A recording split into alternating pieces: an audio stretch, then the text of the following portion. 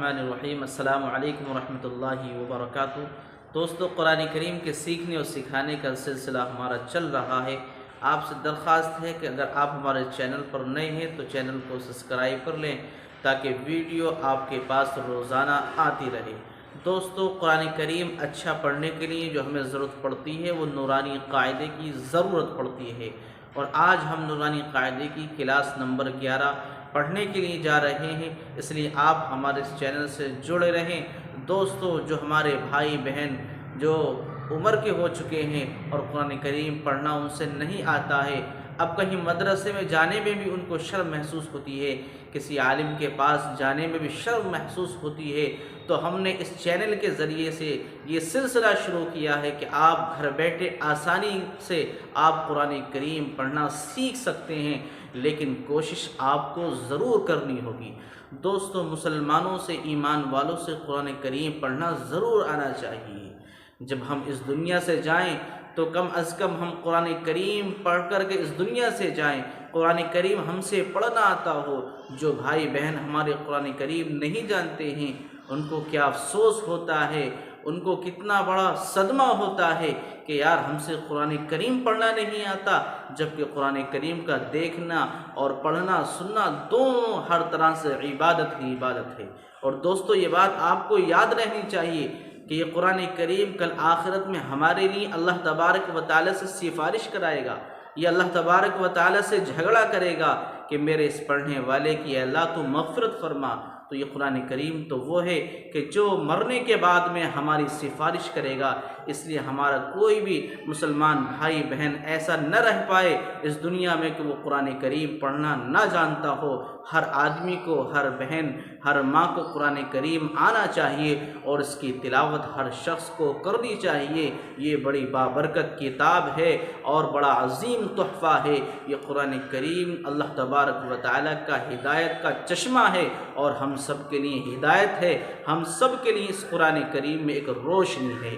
تو میرے دوستو، آپ ہمارے چینل سے جڑے رہیں، اور انشاءاللہ ہم نے پڑھا تھا کہ زبر زیر پیش کو کیا کہتے ہیں، حرکات کہتے ہیں، اور زبر زیر پیش کو جلد پڑھتے ہیں، اور زبر کب کھینچا جاتا ہے، زیر کب کھینچا جاتا ہے، اور پیش کب کھینچا جاتا ہے، ہم آپ کو بتا چکے ہیں۔ چلیے کلاس نمبر نورانی قاعدے کی 11 شروع کرتے ہیں، آپ ویڈیو میں بنے رہیں۔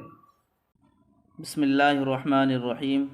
دیکھیے، ہم آپ کو بتا چکے تھے کہ زبر زیر پیش کو کیا کہتے ہیں، حرکات کہتے ہیں، اور زبر زیر پیش یہ جلدی پڑھ جاتے ہیں، ان کو کھینچتے بھی نہیں ہیں۔ زبر زیر پیش نہیں کھینچے جاتے ہیں، ان کو جلد پڑھا جاتا ہے، اور زبر زیر پیش کو کیا کہتے ہیں، حرکات کہتے ہیں۔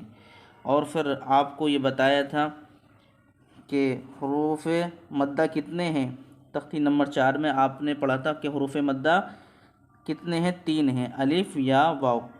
الف کا ہی بیان پڑھ لیا ہم نے، اور یا کا بھی بیان ہم کل آپ کو بتا چکے ہیں۔ اب آپ کو یہ اور سمجھانا ہے کہ دیکھیے زبر کو کب کھینچا جاتا ہے، کہ اگر زبر الف کے ساتھ آ رہا ہے تو اس کو کھینچ کر کے پڑھا جائے گا۔ جیسے کہ حمزہ ہے اور یہ زبر جو ہے الف کے ساتھ آ رہا ہے تو یہ کھینچ کر کے پڑھا جائے گا، حمزہ الف زبر آ، با الف زبر با، تا الف زبر تا، ثا الف زبر ثا۔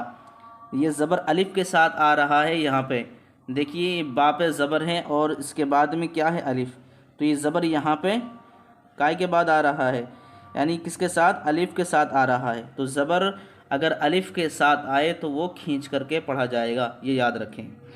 دیکھیے جیسے یہ ہے، خا الف زبر خا، فا زبر فا، کیا ہوگا، خافا، خا پہ زبر ہے جبکہ زبر کھینچتا نہیں ہے، لیکن یہاں زبر جو الف کے ساتھ ہے تو یہ کھینچ کر کے پڑھا جائے گا، خوف تاب۔ اب اس کو ایسے نہیں پڑھیں گے، خفا تبا، یہ غلط ہو جائے گا کیونکہ یہ زبر جو ہے الف کے ساتھ آ رہا ہے۔ تو یاد رکھیں کہ اگر زبر الف کے ساتھ اگر آئے تو وہ کھینچ کر کے پڑھا جاتا ہے، جیسے خوف تاب جاہد۔ تو یہ حروف مدہ میں سے جو 3 میں سے الف تھا اس کا بیان تھا، اور یہاں پر اب آ جائیے یا، حروف مدہ میں سے کیا ہے، 3 حرف میں سے یا بھی ہے۔ تو اگر زیر یا کے ساتھ آئے، کہیں بھی آپ اندازہ لگائیں پورے قرآن کریم میں، اور اگر زیر یا کے ساتھ آ رہا ہے تو وہ بھی کھینچ کر کے پڑھا جائے گا۔ دیکھیے ہم نے یہ کل آپ کو بتایا تھا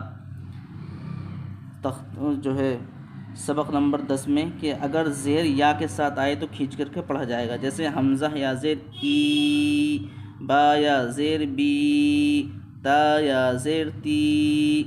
تو دیکھیے زیر یہ کس کے ساتھ آ رہا ہے، اس کے بعد میں کیا ہے یا، تو زیر اگر یا کے ساتھ آئے تو وہ بھی کھینچ کر کے پڑھا جائے گا، جیسا ہم نے کل پڑھ کر کے بتایا، جیسے دینی، فیہی، ارینی، کتابی، اجیب، یواری، مفاتیح، رازقین، عبادی۔ دیکھیے یا کھینچے گا کیونکہ اس سے پہلے کیا ہے، زیر ہے۔